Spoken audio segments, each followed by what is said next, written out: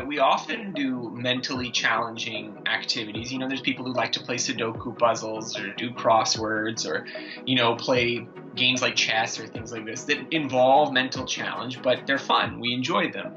And yet, if a lot of people, if you gave them math problems or you told them to memorize lists of words or things like this, it would feel like this is an awful activity. I can't do this.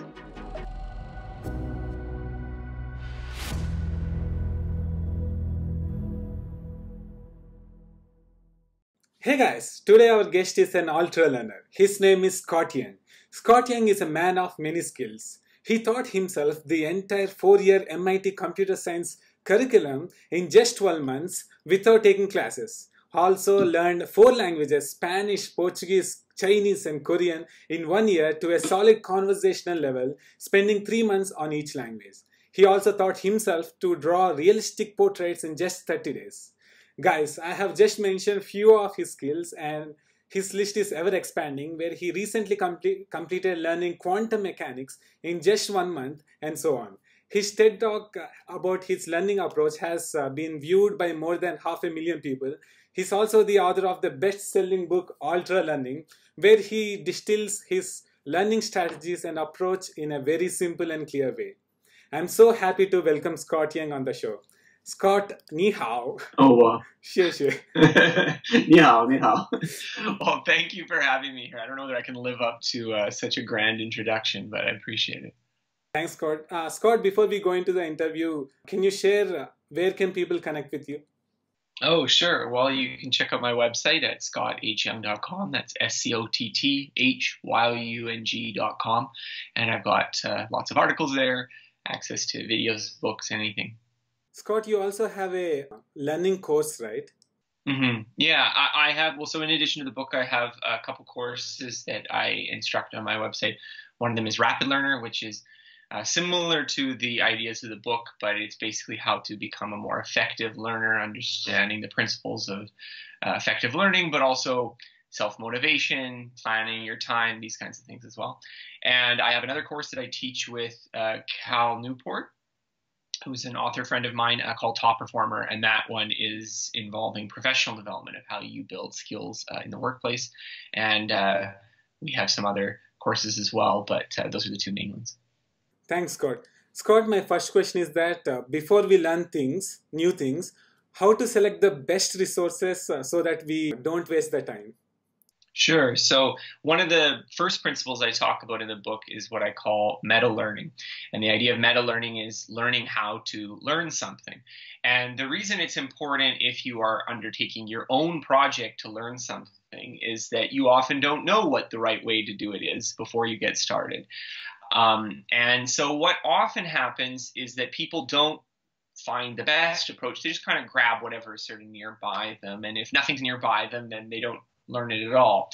And one of the things that you can do to really improve your effectiveness is spend a little bit of time to look at not only what are the resources people are using who actually have successfully learned the skill, but also what are the approaches that they've taken to studying it and learning it.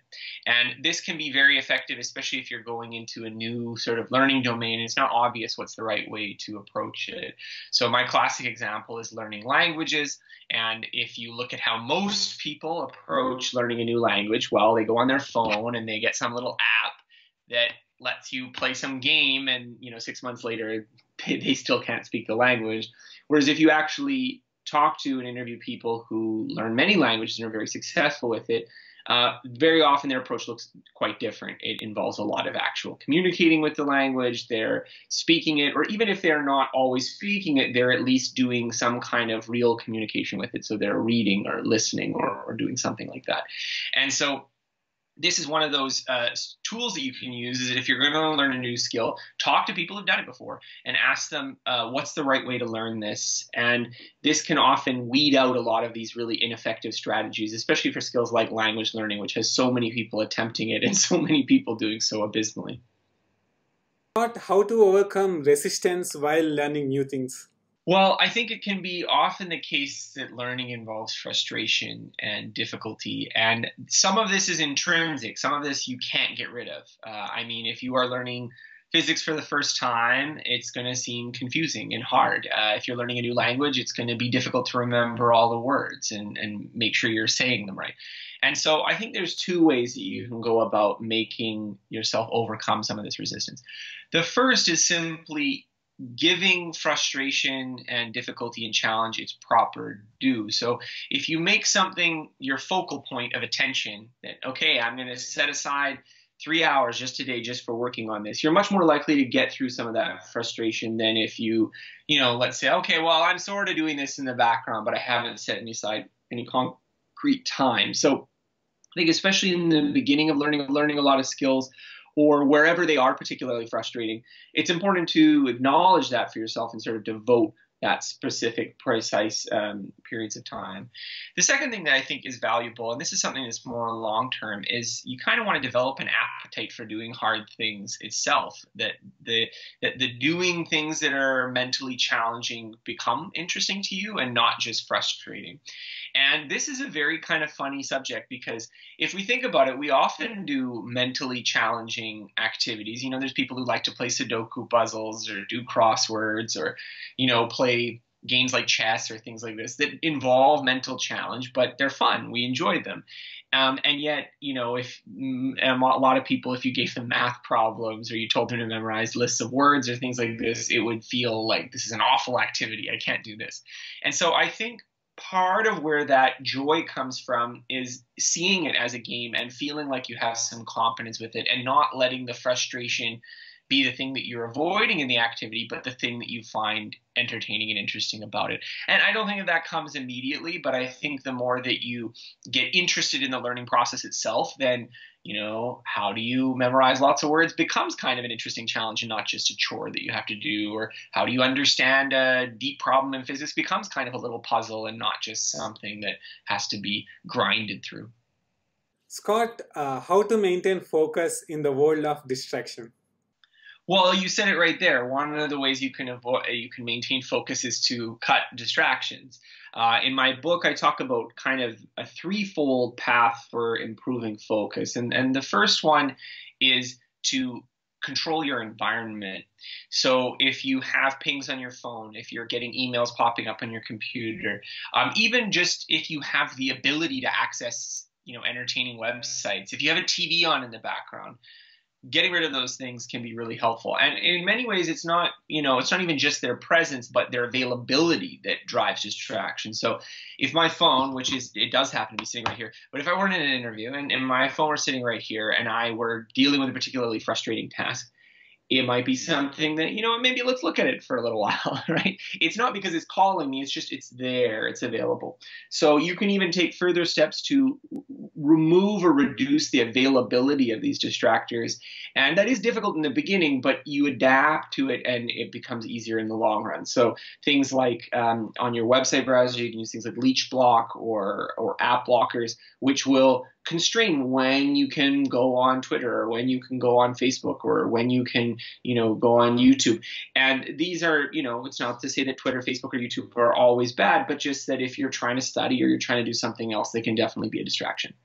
The next thing that I think is very important is dealing with the internal distractors. So I already kind of hinted at that with the idea that you're drawn into using your phone, even though the phone's not actually pinging or beeping at that moment. But a lot of the difficulty of studying or of learning anything hard or really doing anything difficult is that you have to sit there and do it. And sometimes you don't know what to do. And sometimes it's frustrating. And sometimes there's an internal friction and you want to daydream or you want to take a break or you want to do something else and you can't do it anymore. And I think some of that's okay. It's actually probably beneficial to take some small breaks and to stop doing it. So I don't want to give the idea that you have to be continuously focusing for 15 hours straight. But one thing that I think is often very helpful is how you structure your studying sessions to kind of support your biggest weaknesses. So some people might have a real difficult time starting on working on something. You've got an essay and you don't want to start on it. And so what you could do is set up a plan so that you just work for 20 minutes and then you're allowed to take a break. This is the so-called Pomodoro technique. And the idea of this is that yes, starting this big project throughout the whole day sounds rough, but 20 minutes of it isn't that bad. And so you can get going with it and overcome that resistance. In other cases, what you might find is that you have a lot of friction, not at the beginning, but at predictable moments of difficulty. So when I was learning Mandarin Chinese and I was doing flashcards, I often found that it was when I would get one wrong that I would feel like this strong urge to like, okay, let's put this away. I don't want to do this right now. And so I just made a rule for myself that I could only stop once the most recent one I did, I had gotten correct. And that has this nice little feature that as soon as you're getting them right, it feels good again and you want to keep going. And so you end up going a lot longer than that rule would imply. So think about not only just how you can structure your physical environment, but also your mental environment through these sort of little rules and crutches, so to speak, that can buffer against these feelings of distraction. And then the third way that I talk about in the book is about sort of fine-tuning the quality of your focus. So there's some research that shows that for certain simple tasks, it makes more sense to have a higher level of alertness. And for more complicated tasks, which most learning tasks probably fall into, having a more diffuse level of attention is probably better. And so, you maybe don't want to be hyper focused and have a lot of, noise around you in your environment and this kind of thing if you're trying to write an essay, let's say. Scott, in the book you have written that directly learning the thing we want feels too uncomfortable. What do you mean by that? Mm-hmm. Yeah, so this is a very subtle point that I think a lot of people miss. And I think basically our entire education system teaches us to miss this point because our entire education system is sort of guided on the assumption that the way to learn things is to read a bunch of stuff about them in books, maybe do a little bit of homework, maybe sit through some classes, then you got an exam and then you're done. And there is immense research showing that this actually doesn't work that well for a lot of skills that you might actually care about.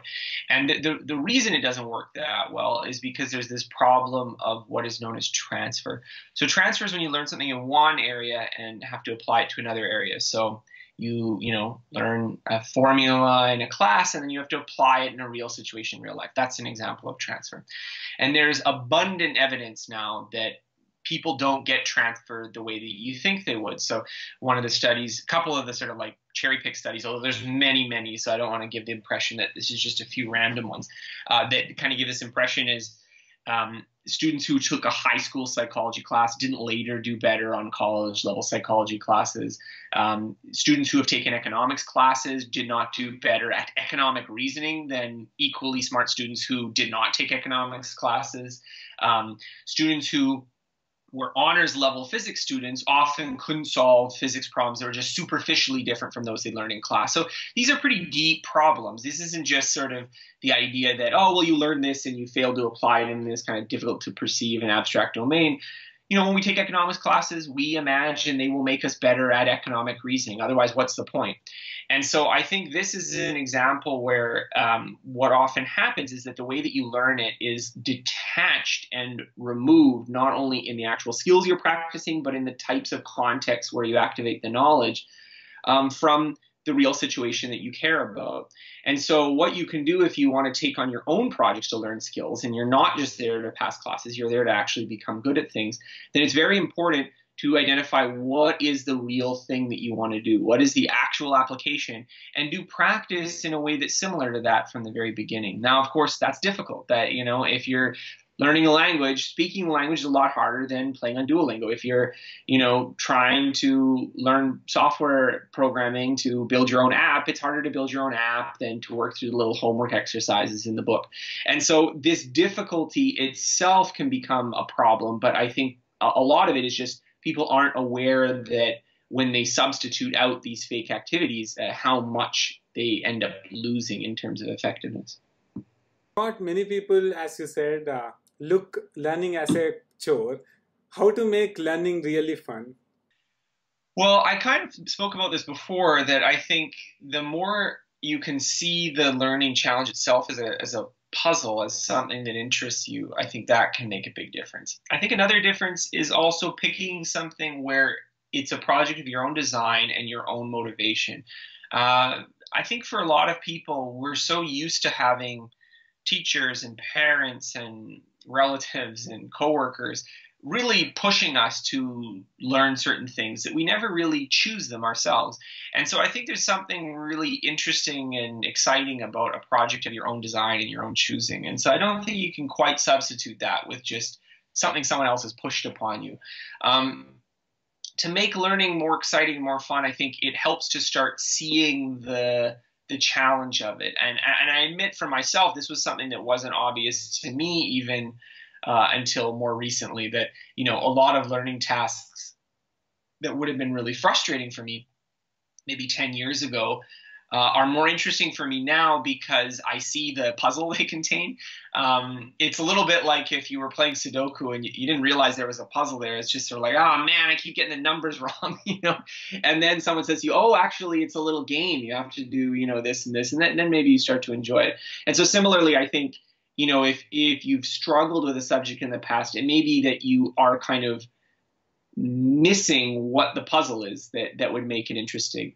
And I mean, not everyone loves puzzles, so I don't want to give the impression that every single subject can be loved equally. But I think our human capacity to like games and puzzles certainly shows that it's possible to like hard things. Scott, many people learn new things, but when it comes to revision or practice, they feel a lot of resistance. So how to make practice pleasurable? Well, kind of how I said, I think that to make practice pleasurable, you have to see it as that puzzle. And I think that one of the things that we are reluctant to do when we're doing practice is that we're worried we're going to be bad at it. And we're worried that we're going to fail, we're going to get the questions wrong. We're worried that we didn't learn as much as we thought we had learned. And that can be uncomfortable. And I don't think you can entirely omit that. But I think if you're aware of it, again, you can remove some of your ego from it. You can start to see it as, you know, the fact that you don't know where the numbers go in the Sudoku puzzle doesn't bother you that much. But if it's like you had studied the numbers before and then you go to do the puzzle, then maybe you feel bad, right? So I think that's part of it, is just recognizing that that's part of the process, that, you know, the first times you practice, you are going to be bad at it, or you are going to have forgotten a lot of things. And if you just sort of internally accept that as being part of the process, it's a little bit easier to just move forward because you don't get hung up on it as much. Scott, what is the best way to remember the things we learn? Well, there's lots of different ways. I think the main points I would want to make about memory is, first of all, that if you want to be able to remember things, you need to practice remembering them, not just looking at them. This is quite a subtle point, because how a lot of students will revise is by just reading over their notes over and over again, or transcribing their notes. So they've got their notes in one book and then they put it in another book. Or they will, you know, make little diagrams or concept maps looking at their notes with the book open. And the problem with all of these is that all these open book strategies essentially involve looking at the material and then manipulating it while it's in front of you. And the problem with manipulating the information while it's in front of you is that you don't have to recall from within what the answer is, or what the process is, or what the ideas are. And it turns out that makes a big difference in terms of your ability to remember later. So one study I really like was done by Jeffrey Karpicki and Janelle Blunt, I think out of the University of Purdue. And they took students, they divided them into 4 groups. One read the text once, one read the text repeatedly until they ran out of time. Another group did a concept map. So everyone knows what a concept map is, where you draw like a circle with arrows with the ideas, again with the text open. And then finally, fourth, they had a free recall group where you only read it once, then you closed the book, you couldn't open it again, and you just try to remember what was in the text. And they asked the students after they did this, how well do you think you did? So not what score you actually got, but how well do you think you've learned it? And those who did repeated review were like, oh yeah, I got this. Like, they gave themselves really high marks. And those who did free recall gave themselves the worst marks. They're like, oh, wow, I don't remember any of this. But when you actually test them, it reverses. Those who did free recall do much better on the actual test. And so it means that there's something deceiving about just reading something over and over again. It gives you the feeling that you've learned it without actually having it in memory. So that is probably the biggest thing. I also talk about in my book things like the spacing effect, which is the idea that if you spread out your studying intervals, so each exposure to the information is spread out in time, that tends to promote longer-term memory. Things like proceduralization, which is the idea that if you work on a skill until it is in, this is a bit colloquial, but it's in your muscle memory. When it's in your muscle memory, it tends to endure a bit longer than if it's just something that you can articulate. So the classical example of that is like touch typing. And in the beginning, you actually memorize where the keys are. But then as you get better, you just feel it out. Like, if you maybe don't even remember where the keys are, you just have to move your fingers to do it. And that tends to endure a little bit better as well. So there's lots of different methods for memory as well, mnemonic, spaced repetition systems. But I think that first one of retrieval is probably the one that a lot of people miss. Scott, what is your method of note taking? So my philosophy toward note taking is that the best notes are the ones that allow you to maximize your attention in the class that you're listening to. And this is a little different from a lot of other philosophies of note taking. And so if you were to look at my notes, they don't look very nice. And I think when you see like the Cornell note-taking method or something like this where, they got a line drawn and there's, you see these beautiful notes and you're like, that person knows how to take notes. And I feel bad because my notes look like trash. And what I would say is not to say that that's necessarily bad, because those type of notes where they are really a lot of emphasis put on them looking neat and beautiful and comprehensive and getting all of the information, I mean, they can be useful if you never have access to that information again. But I just feel like that's rarely the world that we live in. So it's never the case that if I'm studying something, especially if there's like a video that I'm watching, I can always just rewatch the video or just go back to the part where he says it again. So there's no real benefit in me transcribing the exact words of what is said. What the benefit is if I can do something while I'm in the lecture that allows me to process the information more deeply and focus my attention. So in that case, my notes tend to be a bit more sparse, but they are geared towards how can I do things that maximize my mental processing when I'm watching it. So am I elaborating on ideas that were presented in class? Am I paraphrasing them into my own words that shows that I understand them? Am I linking them with examples or, other thoughts? And sometimes you can't go that much into depth, so you can't always draw elaborate pictures that aren't actually in the class. But doing this kind of philosophy where you are trying to maximize your attention just leads to a different kind of note-taking. And ultimately, I think that that's more valuable for the kinds of notes that we want to take while we're learning, that this is what is more important. Scott, what is the best way to give feedback to others? Oh, wow. Well, feedback is really a double-edged sword. And I think that my own opinion I didn't talk about this in the book, but giving feedback is very different from receiving feedback. They look like they're just reciprocal activities. So whatever's best for receiving feedback is best for giving it. And that is not true. That is absolutely not true. And that is because people don't like receiving feedback, especially negative feedback. And so very often we sort of couch our requests in terms of I want feedback on this, but that's not what we really want. So I'll have people that'll send me, links to their blog and they're like, can you give me some feedback on the blog? And I usually respond like, well, what kind of feedback would you like? Because for a lot of people, I can really tell that they're not really that interested in me giving them critiques on what they should. They want me to say, oh, that's a really good blog. And then, this guy that they like told them that they had a good blog and it made them feel good. And there's nothing wrong with that, but it's just sort of their motivation is not very transparent when they're asking for feedback. So there's actually some research on workplace feedback, and it shows that if a subordinate is asking the boss for feedback, if the motivation, if the real reason for asking for the feedback is not to improve, it's just did I do this good enough? And like, I don't really want to improve it, but I'm just trying to make sure that you're happy with it. Like, is this good enough for you? Then negative feedback can actually backfire. It can totally sap that person's motivation. And I think this can happen in a lot of school settings as well, where if the teacher gives you negative feedback and you weren't really looking for ways to improve it, you now don't want to work on that thing anymore. And similarly, if you get positive feedback and you're like, oh yeah, you're great, you don't have to work on anything, then again, sometimes you are sort of, oh, I'm good, I don't need to improve either. So I think giving feedback is particularly fraught because of these social dimensions. But receiving feedback, actually being the person who is seeking it and wanting to improve the process, some of those problems go away, but not entirely. I think we all have to be honest with ourselves as well that, we're seeking feedback, but do we really want to listen to it? Do we want to really are we going to bite the hand that's feeding us, so to speak?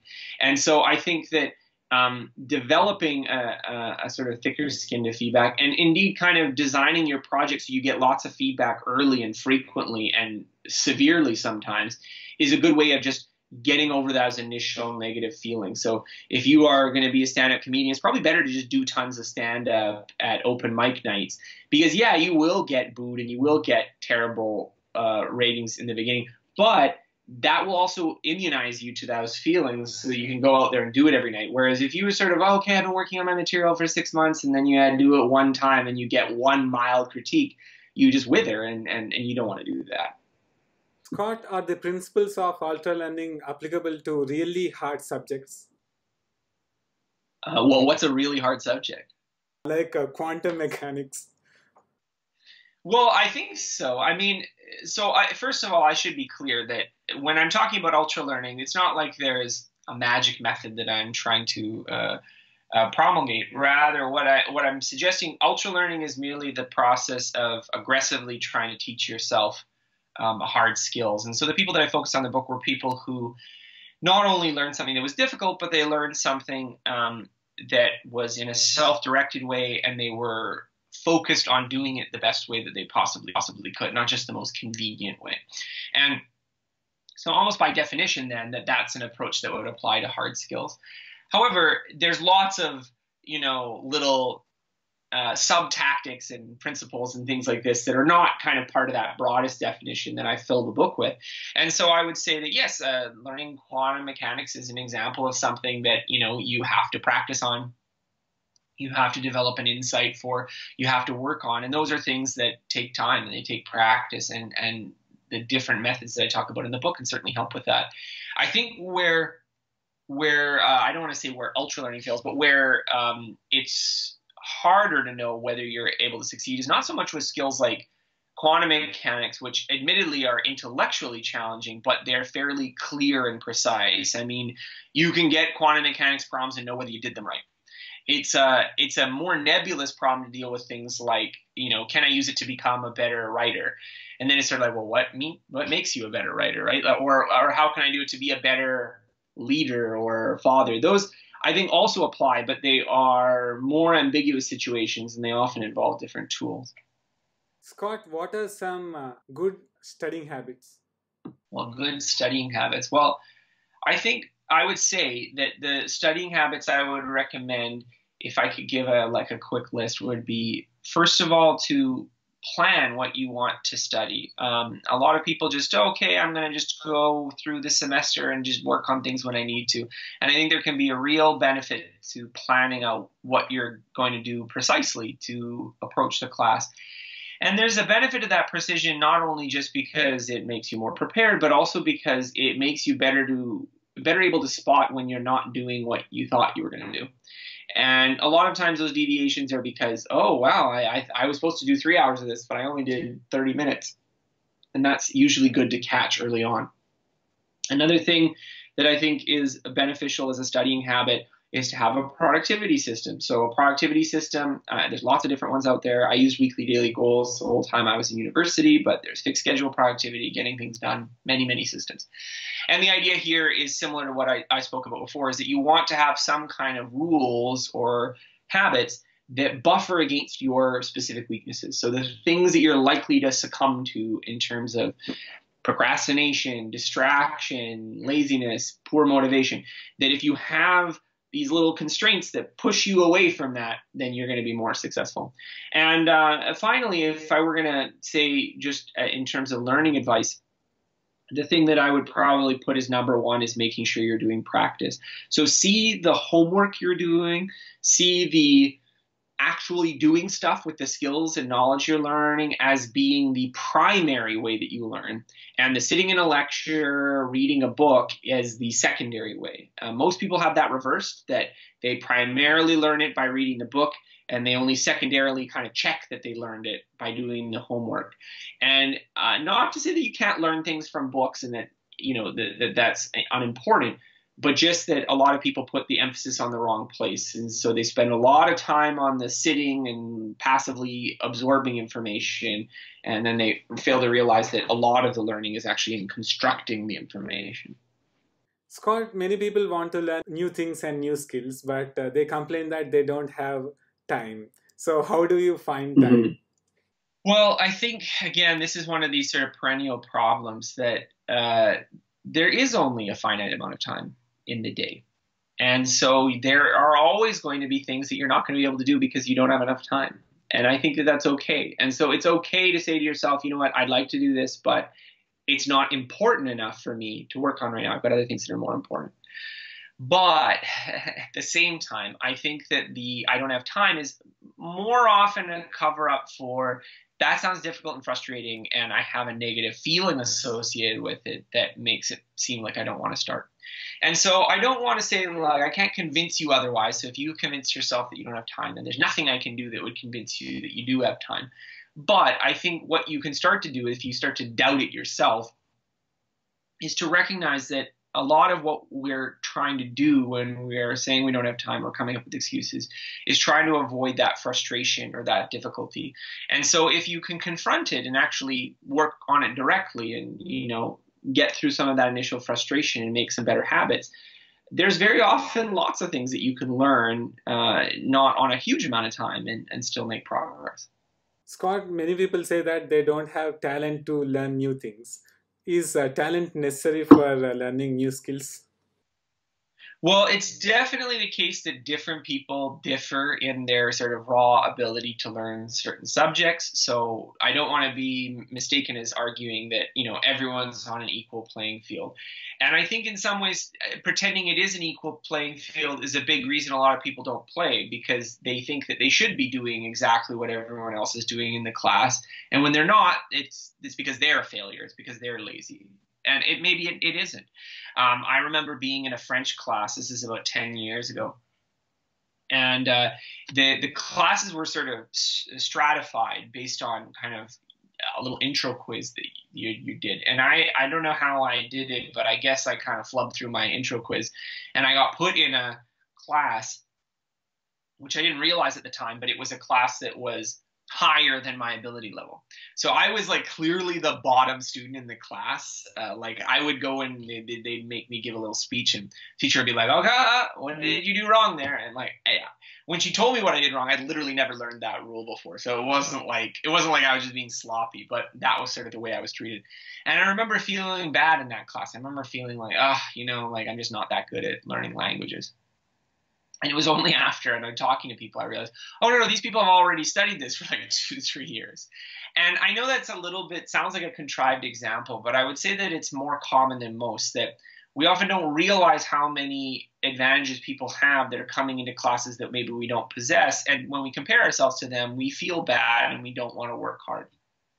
So another example is I was talking to a friend who she has a master's in, I believe it's civil engineering, which is definitely harder than an intro computer science class. But she told me she took an intro computer science class and she could not do the class. Like it was too hard for her, which is insane, because there's no way that an intro computer science class is at all as hard as any of the classes she had done. What I think happened is she gets in the class, there's about 50% of the class are people who've been programming since they were 13. So they're already really good at it. And then she makes this comparison and, oh, well, I'm just not very good at this.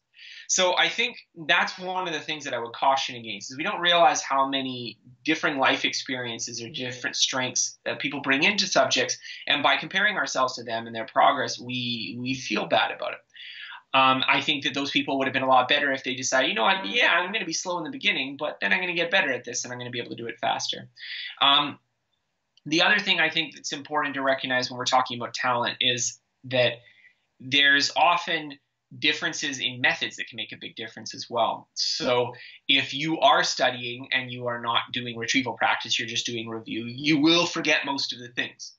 And so, these things don't make learning effortless, but they can make it effective. And so if you are using the wrong method, that can make your process a lot worse if you are approaching things the right way. Scott, is age an obstacle to learning new things? Well, it does seem to be that our cognitive abilities decline as we reach older age. I think it's the studies that I've seen to show that it kind of goes sort of 60 to 70 plus. It's kind of rapidly goes down. It sort of plateaus a lot through sort of middle life. But it does seem to be the case that uh, your cognitive abilities do decline somewhat even from when you're, let's say, 20 to 35. So I'm probably not quite as smart as I was when I was 21. Probably not a huge difference. And I'm probably smarter in terms of the knowledge that I've learned, which is a big thing. But in terms of just raw, you give me something I've never seen before, I may be slightly dumber than I was before. And so I think that's something worth keeping in mind. I've done a little bit of looking at the research on aging and cognition, and it seems like one of the major faculties that declines as you get older, particularly in far later age, is related to the ability to manipulate information. This is part of the executive functioning of working memory. And so what it means is that often what you struggle with is the ability to override previous habits and to sort of apply a new rule to a new situation. And there's not so much you can do about it, but one of the things that does help is it means that you are more likely to be hindered by distractions, to be hindered by confusing information, distracting information. So the more that you can simplify what you're learning, the more you can present it in a kind of distraction-free environment, and the more that you can make clear what the connections are that you need to learn, that will be probably beneficial. So in many ways, the people who are older need to use more effective learning methods, because maybe when you were 21, you could, kind of half-heartedly read something in a noisy coffee shop and flip through the page and you'd still remember it for the test. But when you're 75, maybe it actually has to be right in front of you and you can't have any distractors. And so I think that those having it right in front of you without distractors would probably benefit the 21-year-old too, but maybe he or she doesn't need it. And so that's something to keep in mind as well. Scott, how do one stay motivated while learning new things? Well, I think that motivation is always something that goes up and down. And so for me, what I like to think about is not so much motivation, but how much can you stick to projects even when you're not motivated to work on them. This is, I think, a big problem with learning projects, is that they're often not really thought that through very much when they're initiated. And they're also not thought through very much when they're abandoned. And so I think it's very important when you're working on a project to set yourself, okay, I'm going to work on this for 1 month kind of regardless, or 2 months regardless, and I'm going to put in that effort. And that's not something that comes immediately. That's not a skill that you develop overnight. But I do think it's something that as you successfully reach more projects, this habit of, okay, when I set up a project, I reach the end of it, just gets ingrained in you. And it's a little thing, but it adds up to a lot in the long run. And I think it also makes you more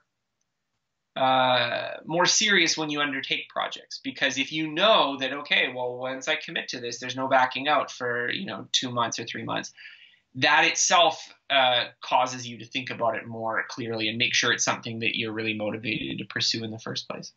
Scott, now we have questions from subscribers. So, okay, sure. Andrew is asking that what are some mistakes people make while learning new things? Oh, well, there's countless mistakes people make while learning new things. We've talked about a lot of them. They're too indirect, that they focus too much on passive review rather than active practice, that they don't research what are the kind of standard and optimal ways to learn something before they get into it. And I think there's lots of little mistakes you can encounter. So there's mistakes with remembering things. One of the big things for memory is this spacing effect, and it's something that's kind of invisible when you're learning. It's not obvious how important it is, but if you can expose yourself to things that need to be memorized 4 or 5 times before you get to the final exam, it's much easier to remember them than if you just did them once and then you crammed them right before. And so I think there's lots of little mistakes. And so I think the right way to think about learning isn't so much as, oh, well, there's one thing you have to avoid or there's one thing you have to do. but rather if you understand the process, then when you get involved in learning things, you start to spot ways that you deviate from this sort of optimal route. Scott, Ellen is asking, what are the 5 basic tips you give to a person who wants to learn a new skill? Again, yeah, I think it's going to be the things that I said. So I think if I were to give 5 basic tips, it'd be 1, look at people who've already learned it and study what they're doing. 2, devote structured time to actually work on your project. If you're not willing to put time on your calendar, you're certainly not willing to put time in real life. 3, figure out what the real thing is. What's the way that you actually want to apply the skill? Do practice that's similar to that. 4, focus on active retrieval, not just review. And then 5, if I were going to give sort of an additional tip, I would say that you should seek to understand things, not just memorize them. And this is very important for a lot of people who are in school, because the tendency is, well, whatever, I'll just memorize it. And this really backfires in the long run. Scott, Tracy is asking, what new project are you working on now? Oh, well, right now I'm actually in the middle of a project. My wife is from North Macedonia, and so she speaks the Macedonian language. It's a South Slavic language, and we have a new son at home, is 3 months old, and we've been doing a little project for me to learn Macedonian. So we've been doing something like my trip where I learn languages while traveling, except I'm not leaving the house, and so that's what I'm doing right now. Thank you, Scott, for coming to the show again. It was a pleasure to talk with you. Oh, thank you so much for having me. Guys, go and buy Scott's book, and I guarantee you that you will learn a lot of things from this. And in each and every chapter, he describes a ultra learner, and it motivates you so much that you want to learn so many things. Actually, after reading this book, I have decided to learn Japanese, and I have learned Japanese in 50 hours. So I am pretty proficient in speaking. So I am very, very grateful to you, Scott. Oh, well, that's excellent. Great. Thanks, Scott, for coming to the show again. Oh, thank you for having me. Please subscribe to BNS Goku Great.